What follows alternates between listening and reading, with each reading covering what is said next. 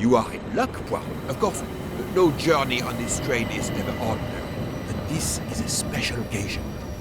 To celebrate the 140 years of the Orient Express, the engine will be none other than the splendid Pacific 231G558. There she is, Poirot. The most celebrated train in history. Oh, my eyes fill with tears of pride. It is time we were aboard, my friend. Follow me.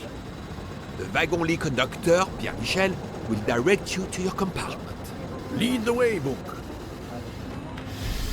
It was built in France in 1922 by the Compagnie Batignolles-Châtillon. At the time of its purchase by the SNCF in 1938, it could reach speeds up to 130 kilometers per hour. Wait until you see. It is like traveling back in time. Today, the train is limited to 100 kilometers per hour. I assure you, that will be more than fast enough to get you to Paris in time for your connection to London. In the meantime, you will bask in the magic that is the Orient Express.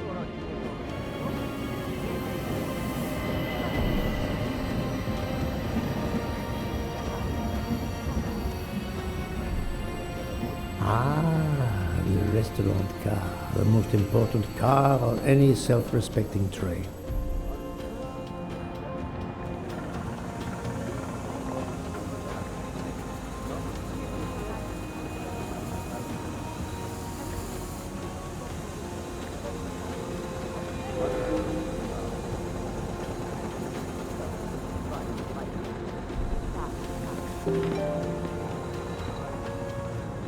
Good evening, monsieur.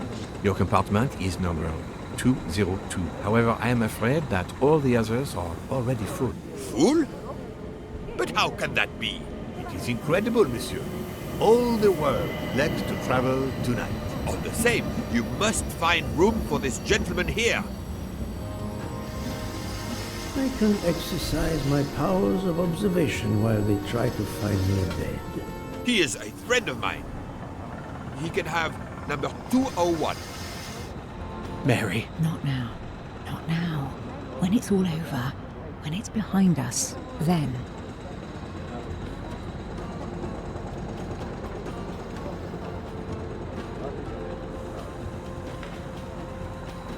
Is everything aboard the train, Hector? In your compartment, Mr. Ratchet. I'm having them disinfect the room again as you instructed. I also got a call from the Indians. The sale is going through as you expected. There was never any doubt. No other phone calls, Hector? From Geneva or Venice? No, sir. Who were you expecting? Never you mind. Check our tickets. We're not going in until everything is confirmed. The young man seems quite agreeable, but the other, the older man, is something quite different.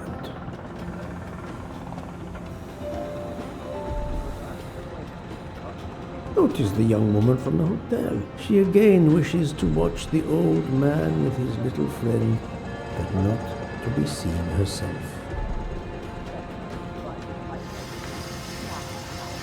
Darling, we have to get aboard. I know. I have heard of the phobia of fear of flying, but fear of trains? Now you're making fun of me. Never, my love. We'll board shortly, once our compartment is ready.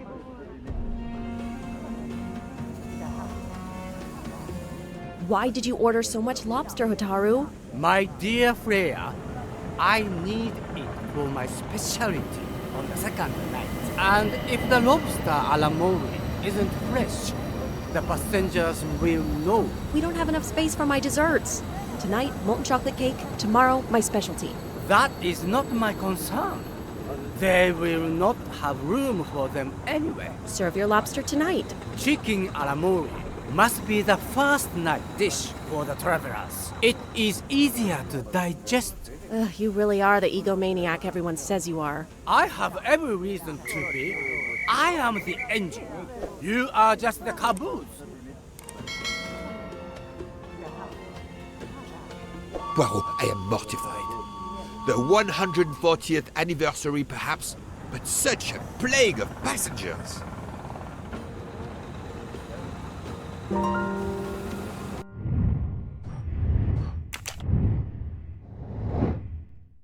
Right.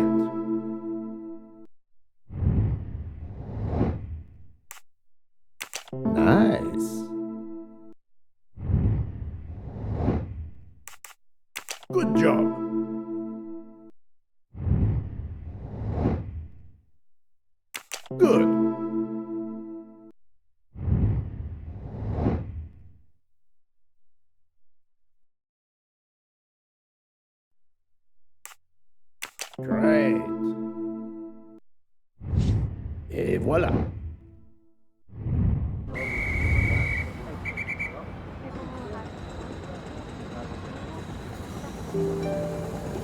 Poirot, we have a solution. A gentleman has not yet come. An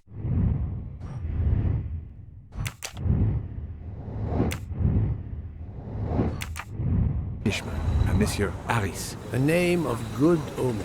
It is already time to leave. What do I care for Mr. Harris? As Monsieur pleases. I had your things sent straight to your compartment. Unfortunately, you will be with another traveler. No. Only for the first night. It cannot be helped. I will survive, mon ami. Monsieur Book, we can't find enough space in the kitchen refrigerator to store all of my ingredients. How is it possible? His recipes are extravagant. We need to leave something on the platform. If my lobsters don't go, I don't go. And have the passengers on the Orient Express go hungry? Never! Must I intervene? The problem is unworthy of Poirot. But I do not intend to starve on the most luxurious train in the world. Thank you for coming to help us. It is impossible to fit everything into the Gary's refrigerator. Obviously, my entrees are more important than dessert. If Mr. Mori delays his lobsters for a day or two, we can restock at another station. Delay? You ask me to delay? Freya? Calm yourself, my friend. I'm sure we can find a solution. Is that a diagram of the refrigerator? May I see it? Yes, he refuses to look at it.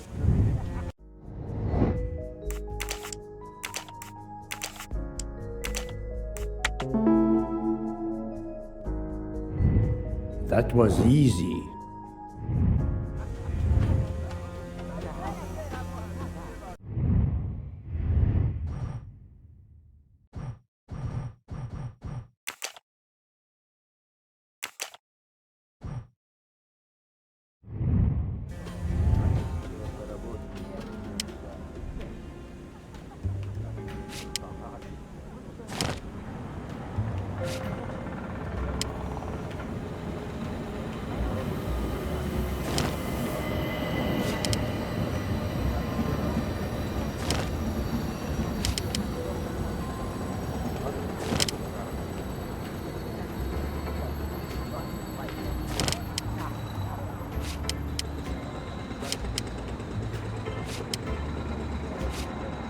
Et voilà.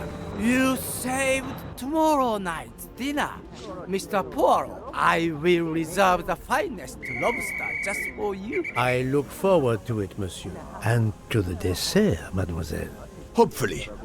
That will be the last mystery you face on our journey, my dear Poirot. Your compartment for tonight only is at the back of the second-class carriage, number 102.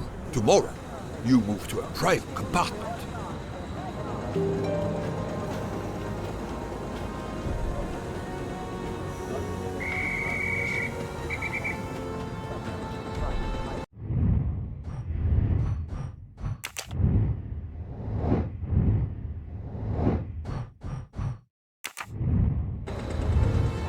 Welcome, Monsieur Poirot. I apologize for the delay. Thank you, Monsieur Michel. I am delighted you could accommodate me.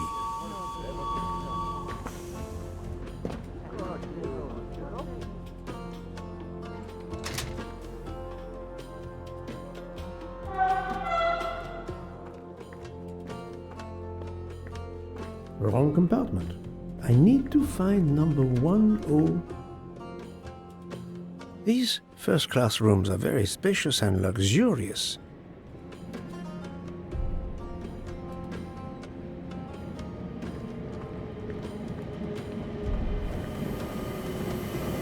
Pardon me? Oh, my apologies.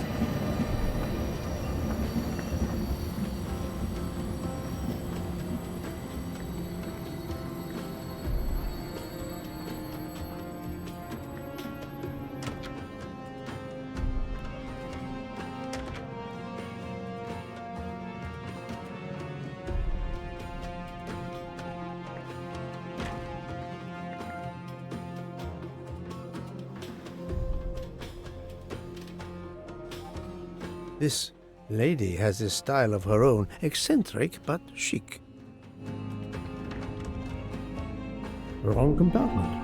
I need to find number 102.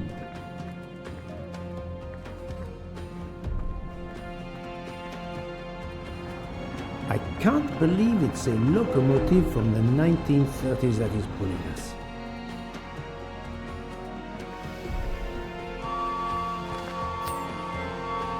Come to Poirot, my exquisitely sculpted friend. Excuse me, I think you made a mistake. You are Mr. Harris? No, my name is McQueen. There is no other berth on the train, monsieur. All is arranged. Yours is the upper berth. We start in 1 minute. The train's remarkably full. En voiture! Listen, sir, if you'd rather have the lower berth, easier and all that, well, that's all right by me. No, you are too amiable. It is for one night only, at Belgrade. Oh, I see. You're getting out of Belgrade. Not exactly.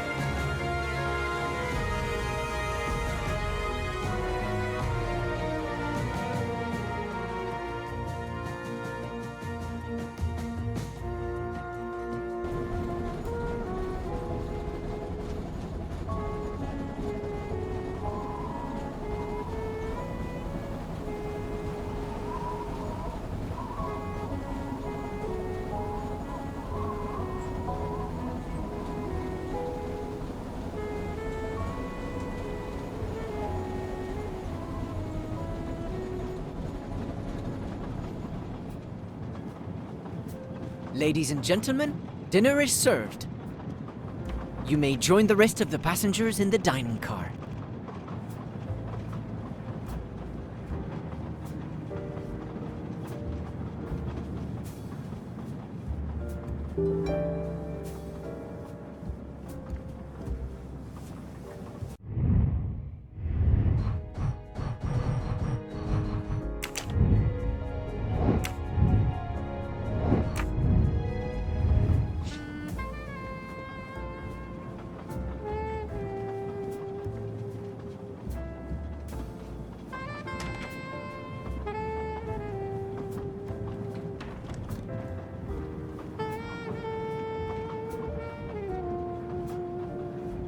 Excuse me, monsieur.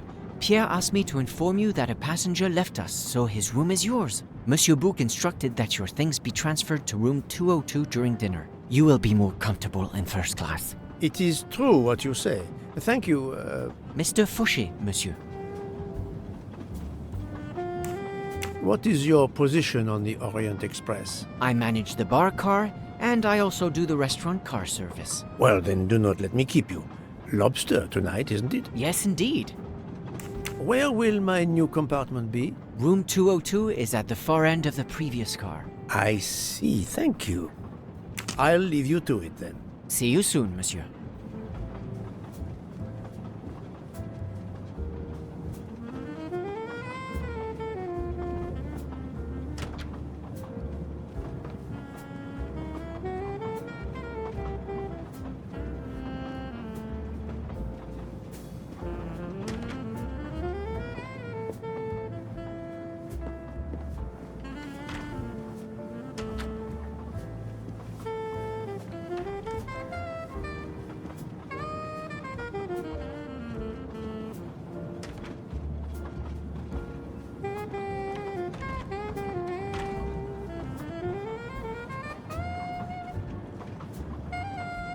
Yes, sir?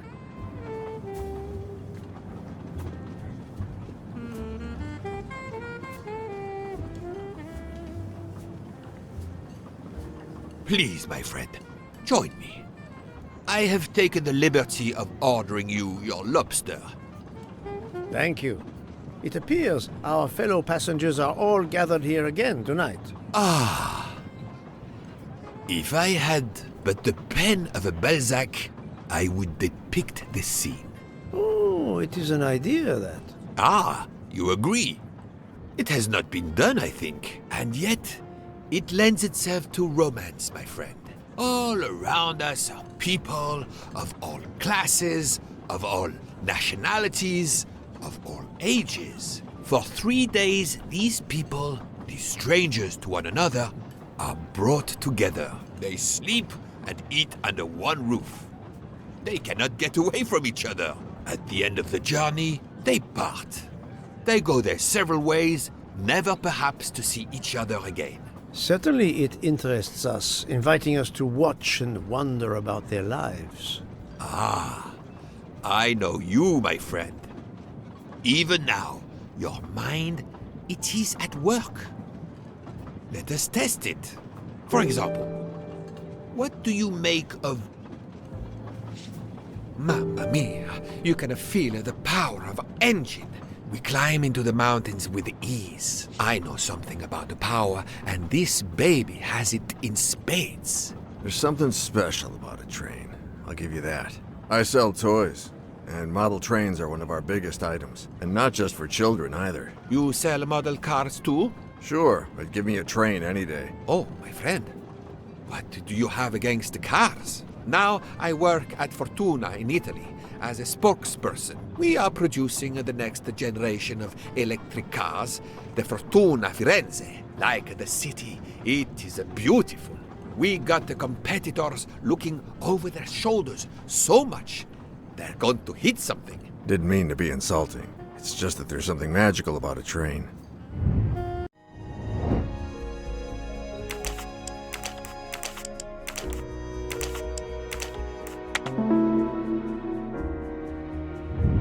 That's the right answer.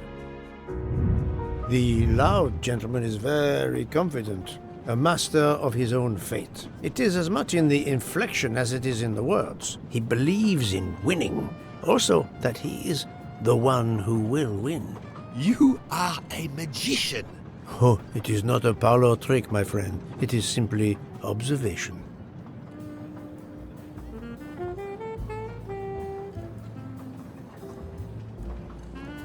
I was visiting my daughter. She works at the American Embassy in Istanbul. I told her she'd never find a husband there. Since I wanted to see Paris on my way home, she told me I should take this high-class train.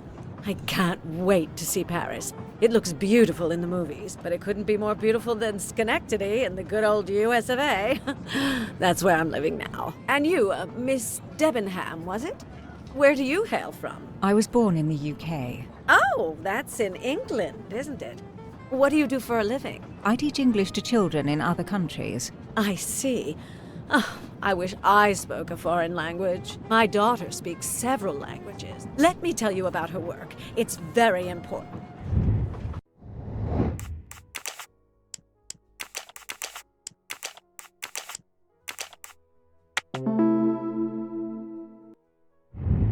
I'm right again. That happens to me a lot. There is much you can learn about someone just by observing them and listening. For example, that lady is reserved. She reveals little. She is self-contained. Some secret prompts her to allow her dinner companion to carry the conversation. I confess, in this case, what I witnessed in Istanbul suggests more, but I will respect her privacy. You will always amaze me.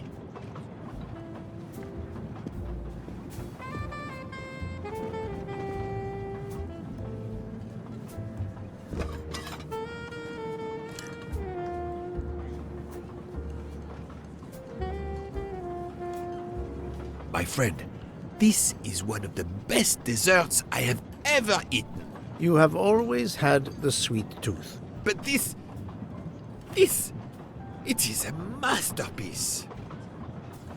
I can't understand how the dessert can be so good. I would love to know what the recipe is.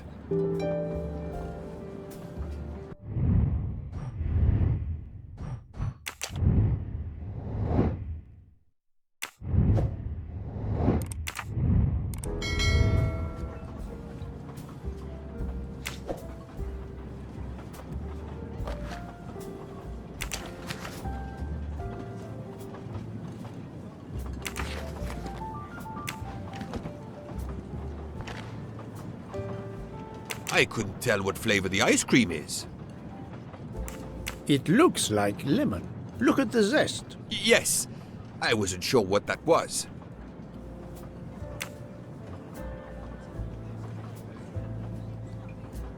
What is the red fruit? It looks like a raspberry. You have a good eye, Poirot. The biscuit is the foundation of the dessert. All else is built upon it. What do you think? It looks like crushed biscuits, my friend. Finally observed, indeed. Poirot, I am embarrassed to ask you a great favor. My friend, I am on this train due to the great favor you have done me. How may I assist you? This dessert is sublime. If only I had the recipe. Unfortunately, the pastry chef, Miss Nielsen, she will guard her secrets. But you, my friend, I am sure you could make her confess. You wish me to persuade the pastry chef to give up her recipe? You who are the expert at interrogation. Book, it is a dessert. It is the pinnacle of desserts. You, my friend, who, as you say, are on this train, I blush to remind you. Fine, you win. Again, what wouldn't I do for you, my friend? Oh, thank you, Poirot. Good luck.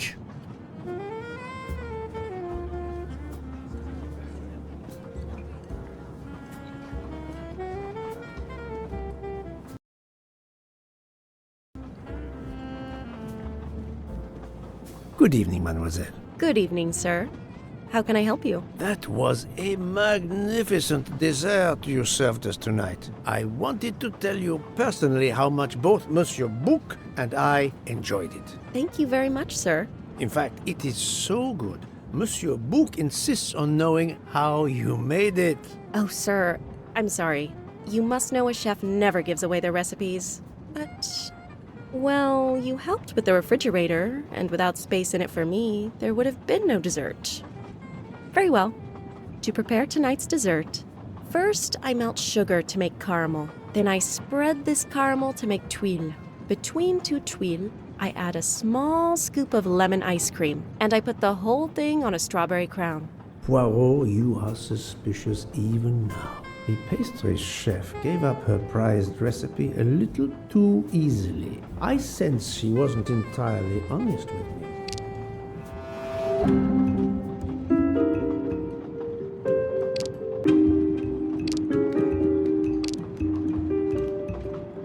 Thank you for sharing your recipe with me, but I doubt those are strawberries you're using. Oops. You have a good eye, Monsieur Poirot. Very well. What fruit do you think I used? You used raspberries, not strawberries. I'm not fooled. You're right. Mr. Bouc, he couldn't tell the difference. Let's move on to the bottom part of the dessert. My favorite part of the dessert. First, I melted some butter. I crumbled pieces of chocolate into the butter. Then I placed the mix in a circular mold. Finally, I let the whole thing cool down to let it harden.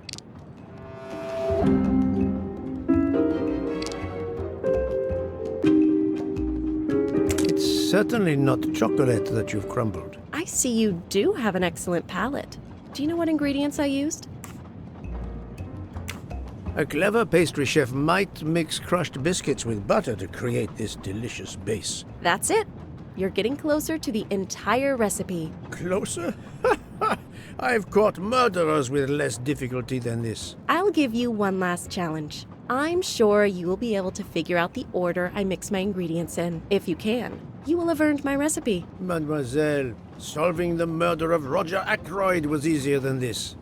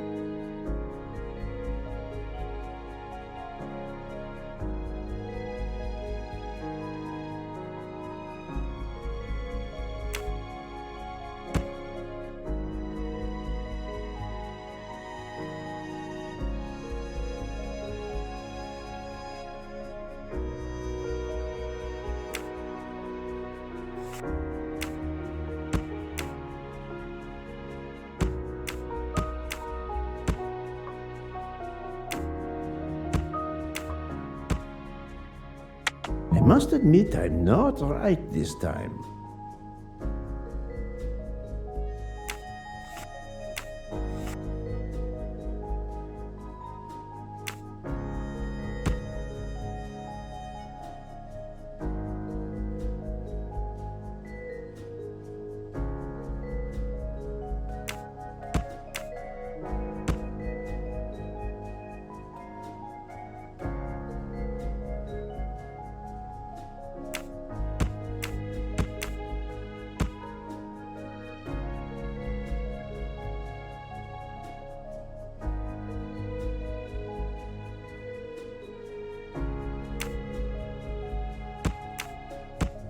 I do not think that's the right answer.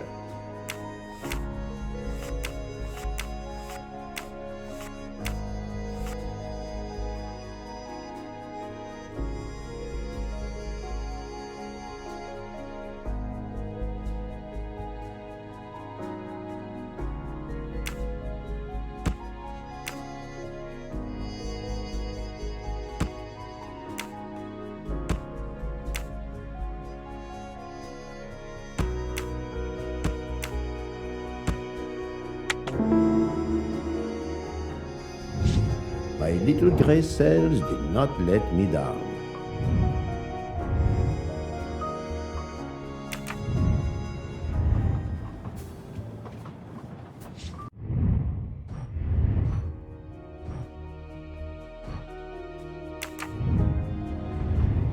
As promised, my recipe is yours. Give me 5 minutes to write it down for you. Thank you. I am in your debt.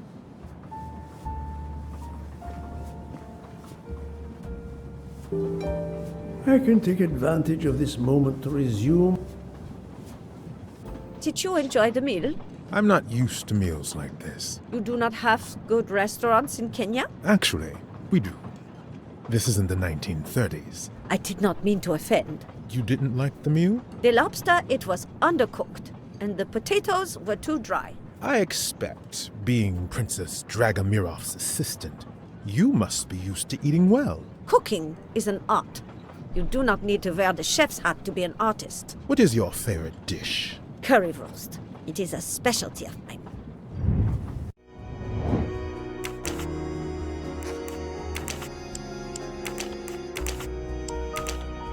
No, not good.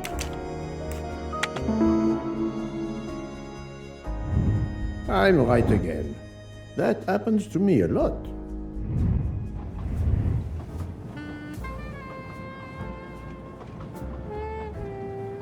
I made a lot of progress on the expenses last night, sir. I should be done by tomorrow morning. You're supposed to be a fast worker, Hector. Sorry, sir. Working here is not as comfortable as in our office in Boston. You're lucky to ride in a train like this.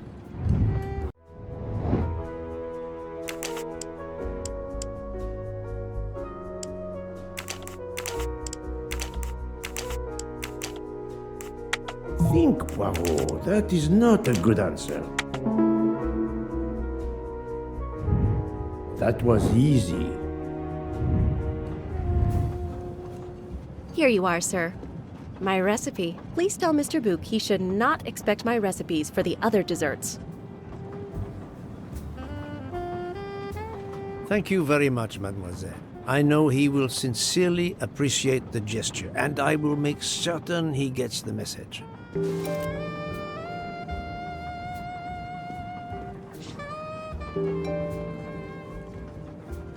Poirot, you were gone such a long time. It proved more challenging than I expected. This is wonderful. Did it require the use of your little grey cells? More the exercise of my little taste buds. Thank you so much, my friend. Eat your dessert. You've earned it.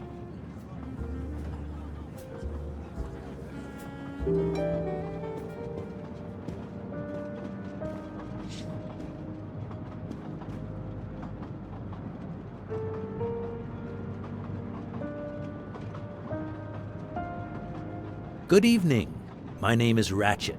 I think that I have the pleasure of speaking to Mr. Hercule Poirot, is that so? You have been correctly informed, monsieur. Your exploits are well known on my side of the Atlantic. In my country, we come to the point quickly. Mr. Poirot, I want you to take on a job for me. Are you interested in earning a lot of money? My clientele, monsieur, is limited nowadays. I undertake very few cases. Why, naturally. I understand that. But this, Mr. Poirot, means big money. Big money.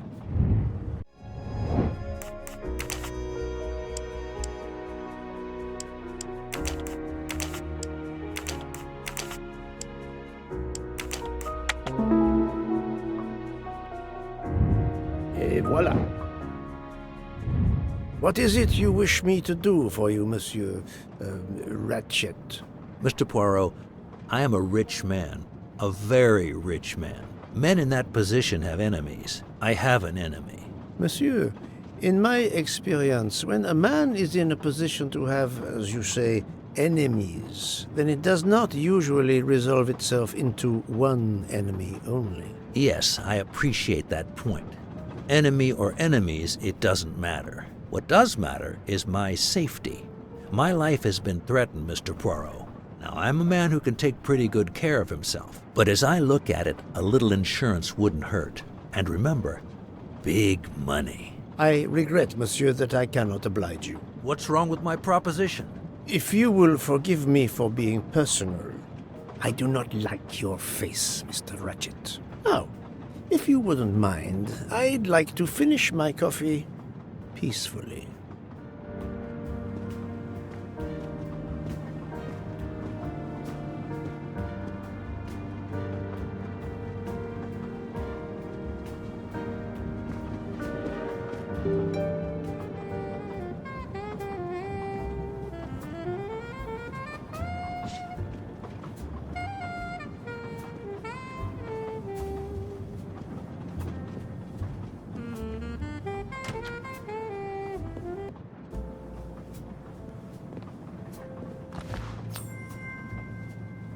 You can never have too many of these.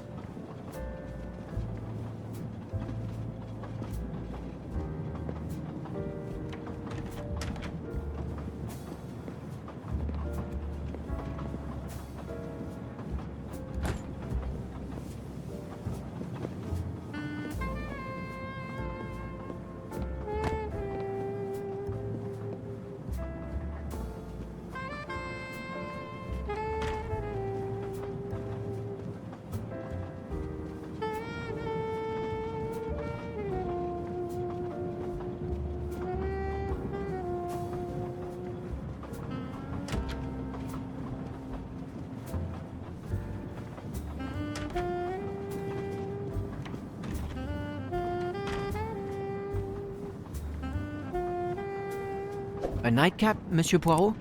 A cup of coffee, Monsieur Fauché. Then I will retire to my new compartment. I am sure you will find it to be most comfortable.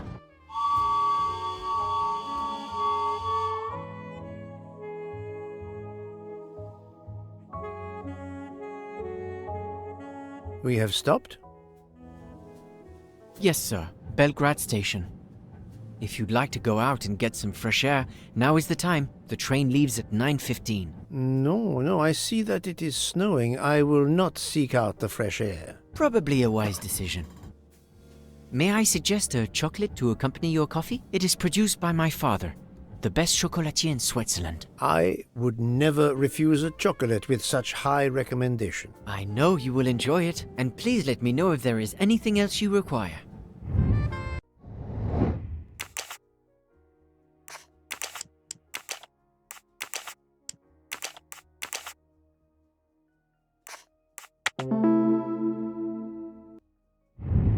My little gray cells did not let me down. Everything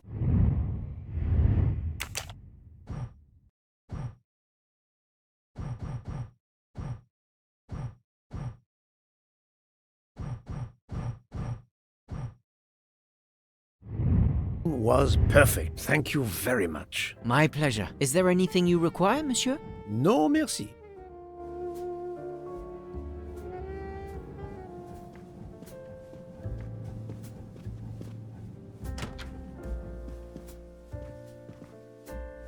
Why, I thought you'd left us.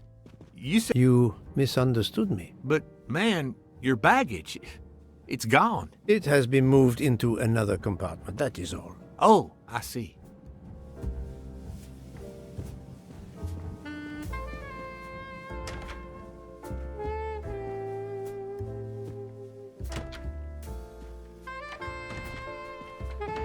I wish you a good night, Monsieur Poirot. Good night.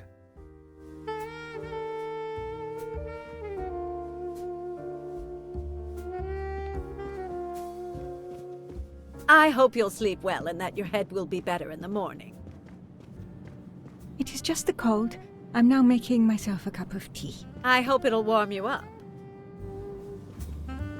I hope so. Good night. Well, good night, my dear.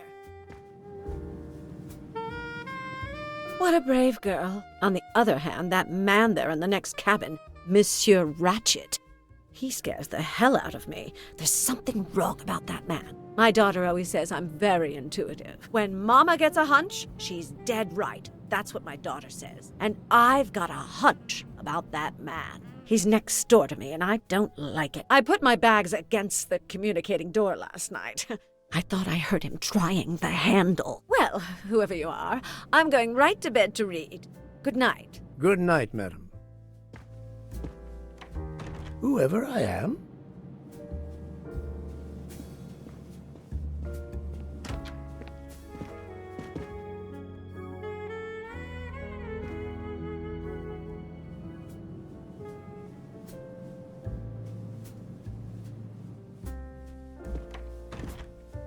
Monsieur Ratchet seems very upset.